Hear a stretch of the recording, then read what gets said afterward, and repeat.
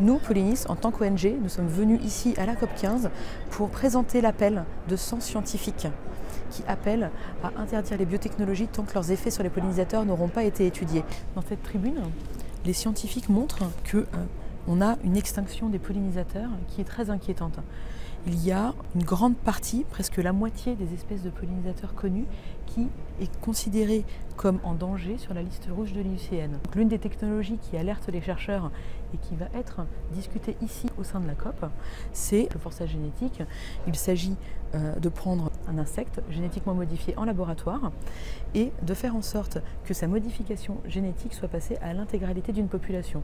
Une publication scientifique récente montre que 32 insectes, dont 21 ravageurs agricoles, font l'objet ou vont faire l'objet de développement de technologies de forçage génétique. Indépendamment du fait que c'est tout à fait inacceptable de modifier génétiquement l'intégralité d'une population d'insectes parce qu'elle nous dérange dans les champs, il y a également des risques que ces modifications génétiques soient passées aux insectes pollinisateurs, aux insectes auxiliaires dans les champs. C'est ce qui est dénoncé dans cet appel. Une autre technologie qui est dénoncée par les chercheurs, c'est les pesticides à RNI. Donc, c'est une technologie qui permet d'interférer avec l'expression génétique des insectes ravageurs des cultures directement dans les champs. D'après les chercheurs, il y a de forts risques que ces technologies lâchées dans la nature puissent impacter également les insectes pollinisateurs. On est ici à Montréal pour défendre la biodiversité et pourtant il est quand même question de donner un premier feu vert pour des expérimentations grandeur nature de ces technologies.